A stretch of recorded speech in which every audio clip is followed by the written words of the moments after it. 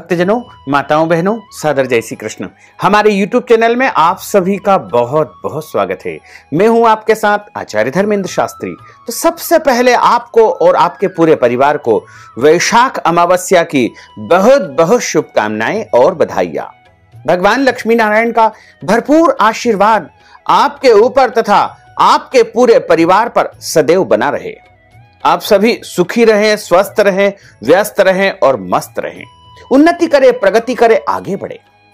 आज हम आपको वैशाख माह के कृष्ण पक्ष की अमावस्या की कथा सुनाने जा रहे हैं। यह बड़ी अमावस्या मानी जाती है।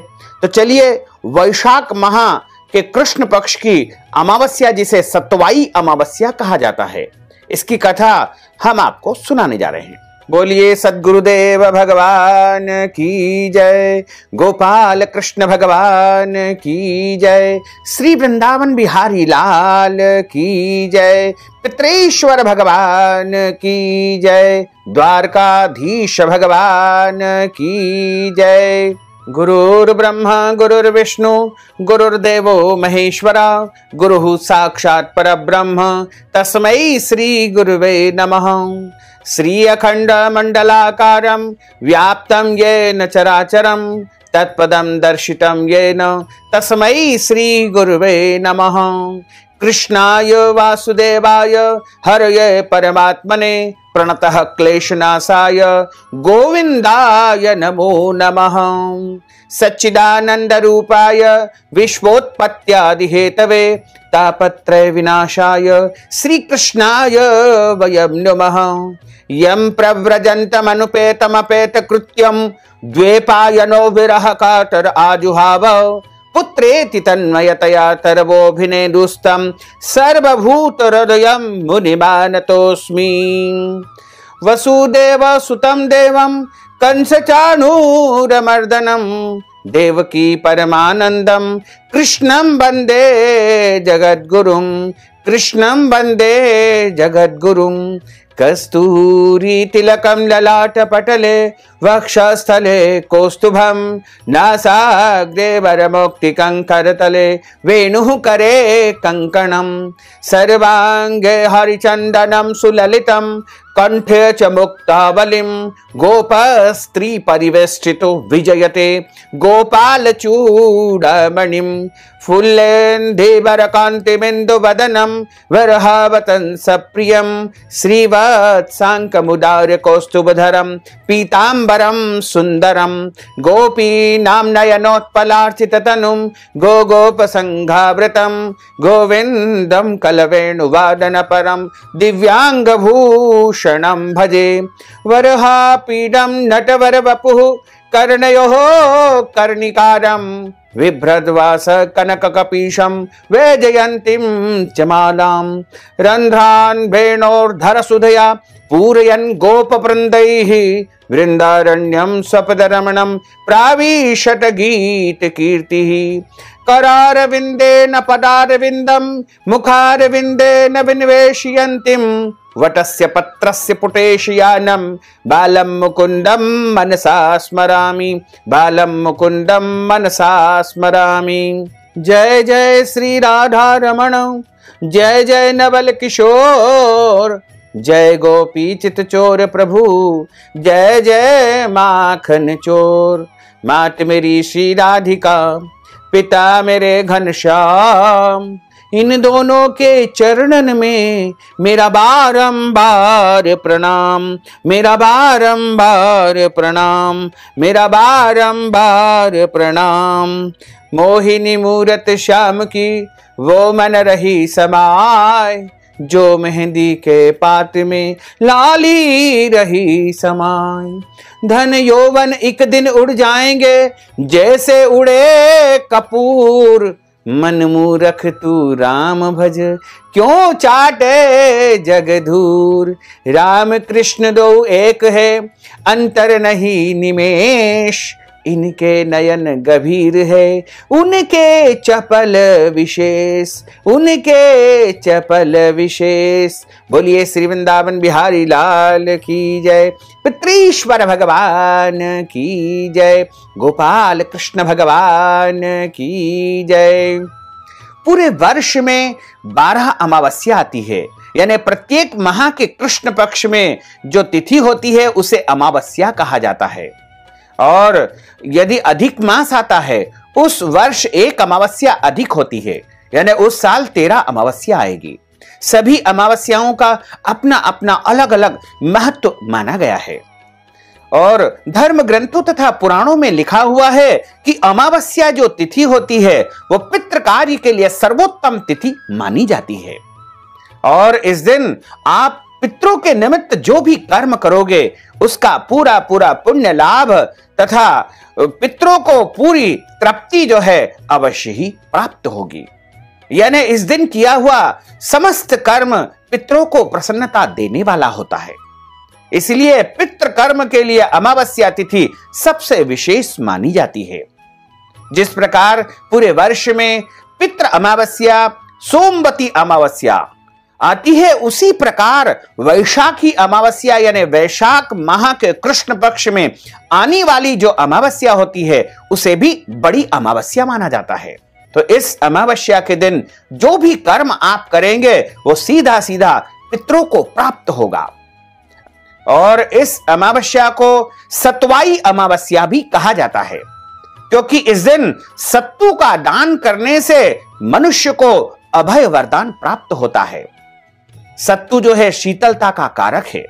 यदि हम सतवाई अमावस्या के दिन, वैशाख अमावस्या के दिन किसी भी मंदिर में या ब्राह्मण को सत्तू का दान करते हैं तो उसका हमें पुण्य लाभ बहुत अधिक प्राप्त होता है तथा हमारे जन्म जन्मांतर के पाप दोष पीड़ाएं नष्ट हो जाती है। और वैशाख का महीना तो माधव मास के रूप में माना जाता है और इस मास को साक्षात कृष्ण का स्वरूप माना गया है।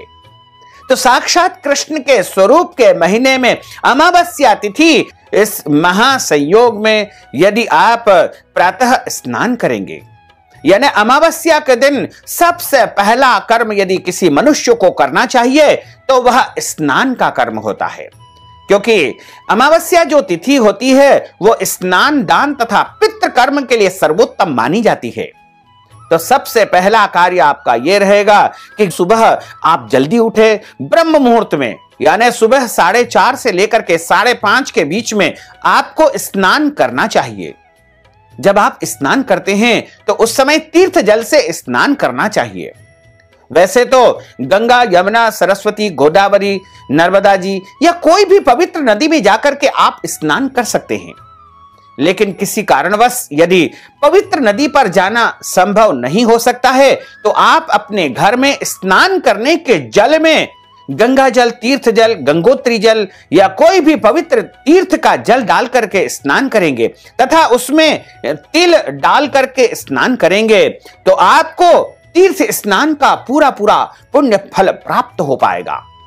और जब आप स्नान करते हैं तो उसके बाद आप शुद्ध वस्त्र धारण करें और जो वस्त्र आपने पहले से पहने हुए थे उनको उसी समय आपको गीले कर देना चाहिए। उसके बाद ही उनको स्पर्श करना चाहिए, क्योंकि जब तक गीले नहीं होते हैं तब तक अपवित्र माने जाते हैं। इसलिए उनको आप स्नान करने के बाद सूखे पहने हुए वस्त्रों को स्पर्श न करें तथा जिन बिस्तरों पर आप सोए थे उनको भी स्पर्श न करें। और सबसे पहले आप जब सूर्य भगवान की लालिमा दिखाई दे उस समय सूर्य भगवान को एक लोटे में, तांबे के लोटे में या कोई भी पात्र में आप तिल, गुड़ और लाल चंदन, लाल पुष्प, लाल कुमकुम इत्यादि वस्तुएं जो भी आपके पास यथा समय उपलब्ध हो वो डाल करके सूर्य भगवान को सबसे पहले जल अर्पित करें, सूर्य भगवान को अर्घ्य चढ़ाएं, सूर्य भगवान को नमन करें तथा उसके बाद आपको पितरों के कर्म करना चाहिए, क्योंकि अमावस्या के दिन यानी वैशाख की जो अमावस्या है उस दिन पितृलोक के द्वार खुलते हैं और सारे पितृ पृथ्वी लोक पर आते हैं और पृथ्वी लोक पर वायु रूप में अपने परिजनों के निवास के आसपास, उनके घरों के आसपास भ्रमण करते हैं तथा वो अपने परिजनों से, अपने पुत्रों से, अपने अन्य संबंधियों से अपेक्षा करते हैं कि हमारे लिए तर्पण करेंगे, हमारे लिए पिंडदान करेंगे, हमारे लिए धूप लगाएंगे तथा हमारे लिए ब्राह्मण भोजन करेंगे। और हमारे लिए दान पुण्य करेंगे।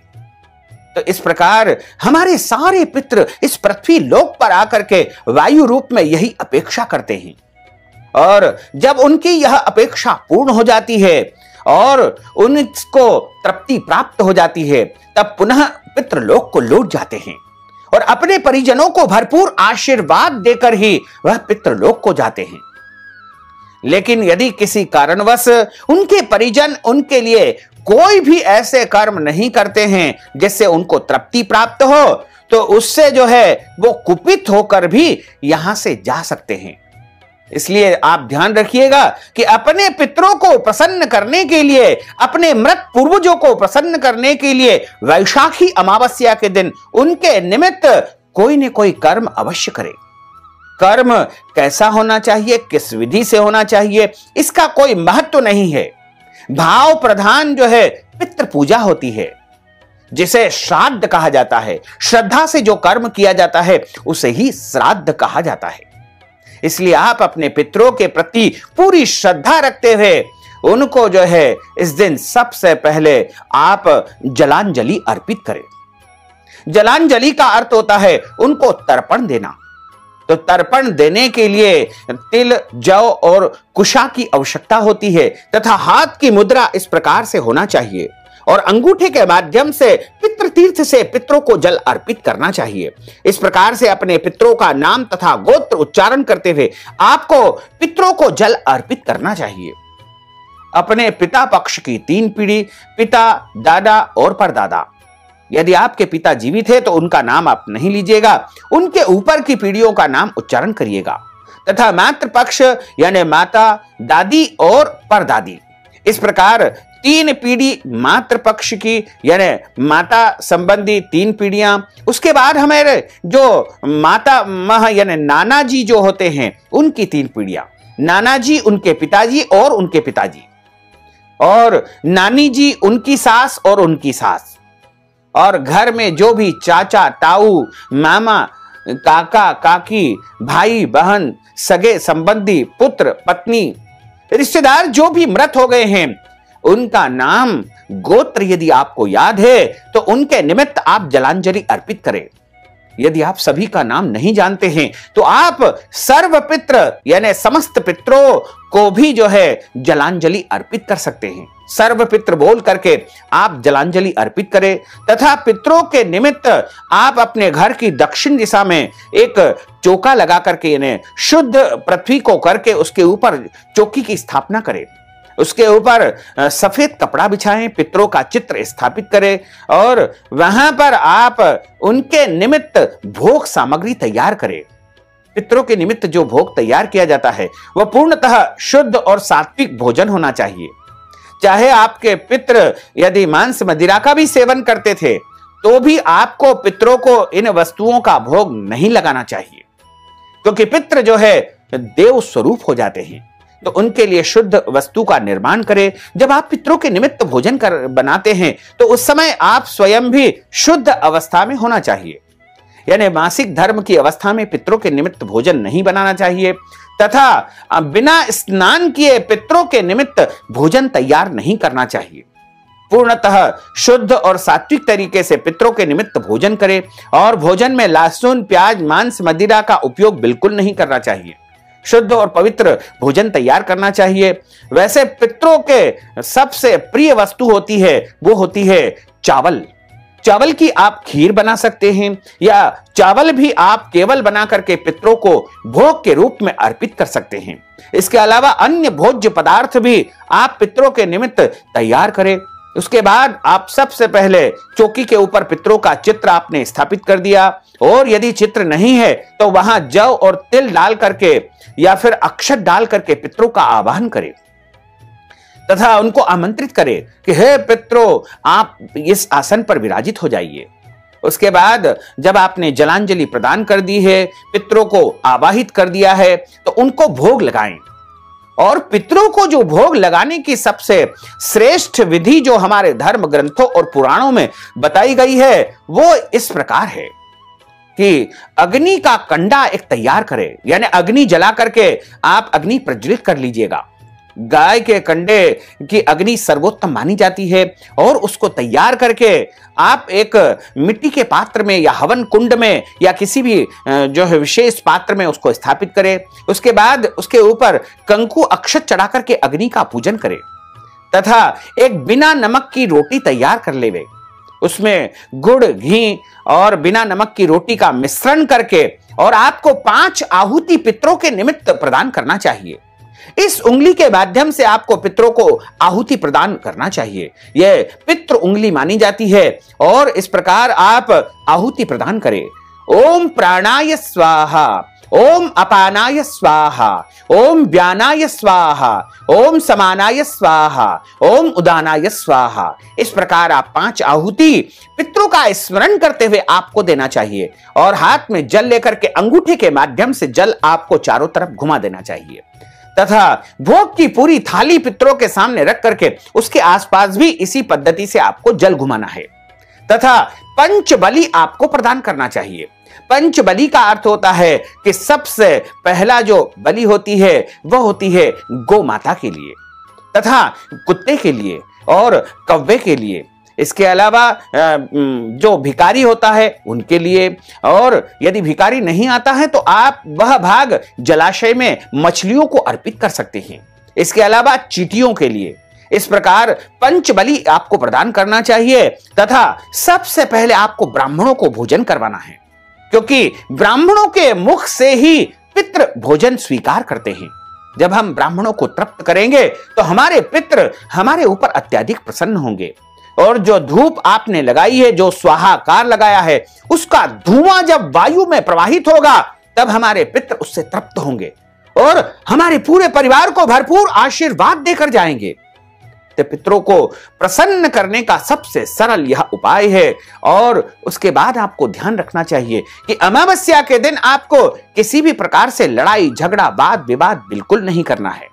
अमावस्या के दिन आपको ब्रह्मचर्य व्रत का पालन करना चाहिए। अमावस्या के दिन में सोना नहीं चाहिए और अमावस्या के दिन आपको किसी भी प्राणी का दिल नहीं दुखाना चाहिए।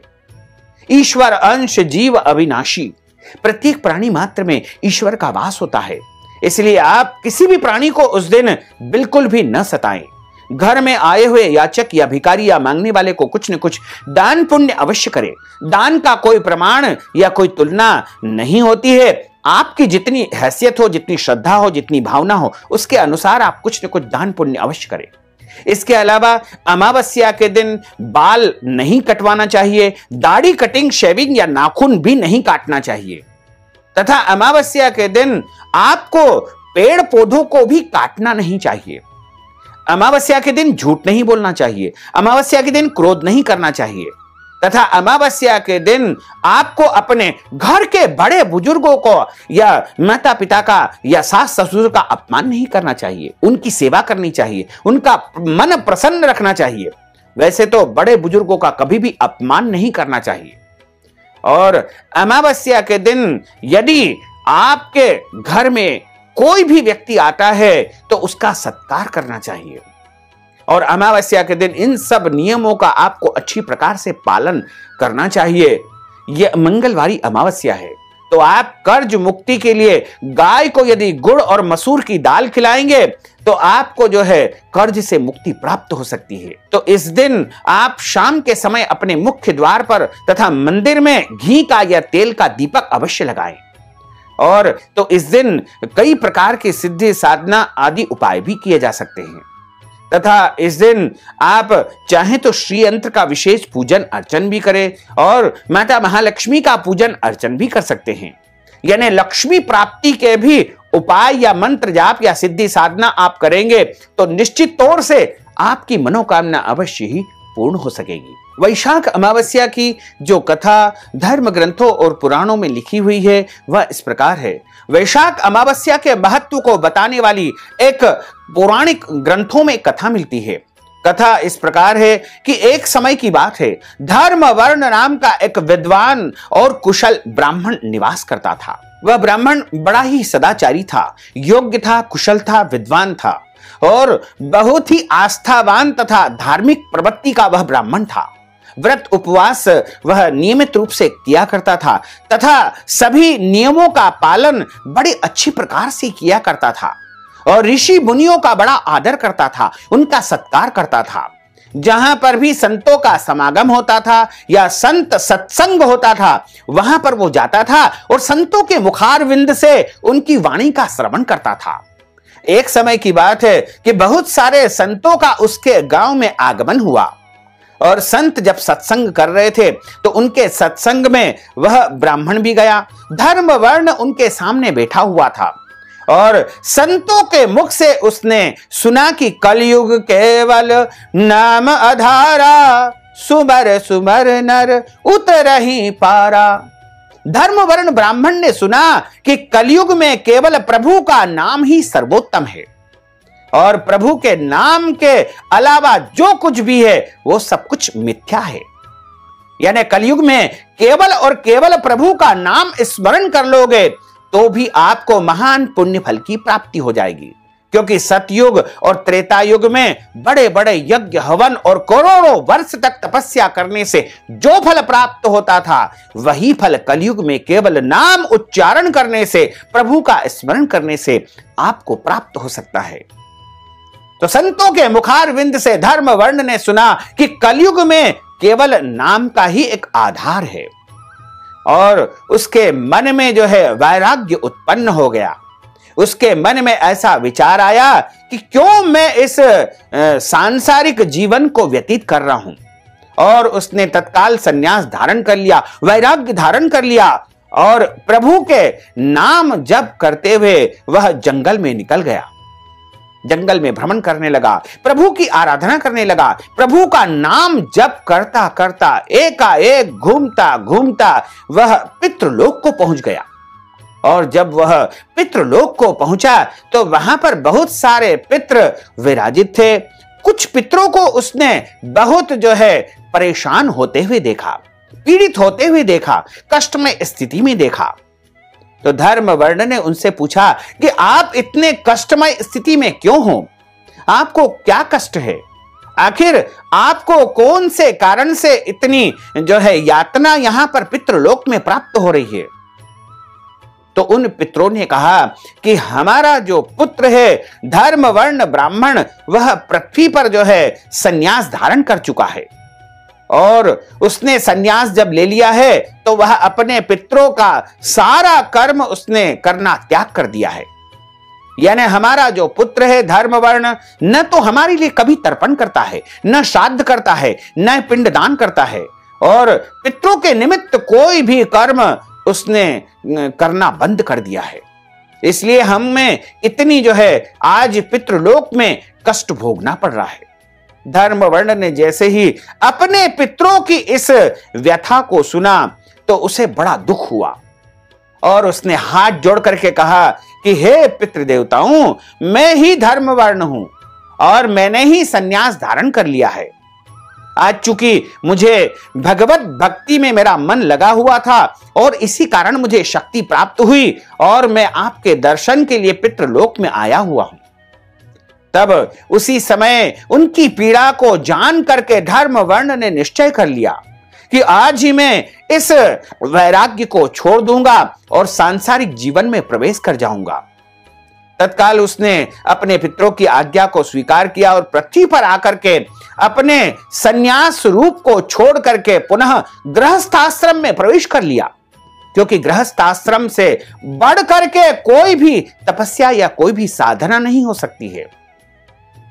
और गृहस्थाश्रम में आकर के उसने वैशाख माह की जो अमावस्या थी उस दिन अपने पितरों के निमित्त तर्पण किया, अन्नदान किया। तर्पण के साथ में पिंडदान आदि कर्म उसने किए तथा बहुत सारे ब्राह्मणों को आमंत्रित करके उनको भोजन करवाया और उसने अन्न दान करके, वस्त्र दान करके, गौ दान करके, स्वर्ण दान करके, तिल दान करके, शक्कर का दान करके और अन्य कई प्रकार के दान करके अपने पितरों को तृप्त किया तथा अपने पितरों से प्रार्थना की कि हे पितृ देवताओं, आप प्रसन्न हो जाइए, आपने जैसा मुझे आज्ञा दी थी उसी प्रकार मैंने आपकी तृप्ति के लिए समस्त उपाय किए हैं। उसके पितृ उसी समय प्रकट होते हैं और उसको आशीर्वाद देकर के पुनः पितृलोक को प्रस्थान कर जाते हैं। इस प्रकार वैशाख माह की अमावस्या की जो कथा है यहां पर समाप्त होती है।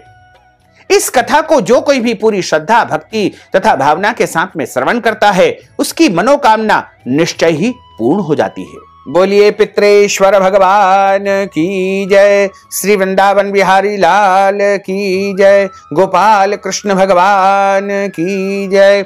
अच्युतम केशवम राम नारायणम कृष्ण दामोदरम वासुदेवम हरे, श्रीधरम माधवम गोपिका वल्लभम, श्री जानकी नायकम श्री रामचंद्रम भजे, जानकी मनोहरम सर्वलोक नायकम, श्री शंकरादि सेवितम पुण्य नाम कीर्तनम, श्री राम राम राम राम राम नाम तायकम, रामा कृष्ण वासुदेवा भक्ति मुक्तिदायकम, रामा कृष्ण वासुदेवा भक्ति मुक्तिदायकम, रामा कृष्ण वासुदेवा भक्ति मुक्तिदायकम, रामा कृष्ण वासुदेवा भक्ति मुक्तिदायकम, रामा कृष्ण वासुदेवा भक्ति मुक्तिदायकम। बोलिए श्री वृंदावन बिहारी लाल की जय, गोपाल कृष्ण भगवान की जय, श्री द्वारकाधीश भगवान की जय, श्री गोवर्धन नाथ भगवान की जय, श्री गिरिराज धरण की जय, श्री श्याम सुंदर यमुने महारानी की जय,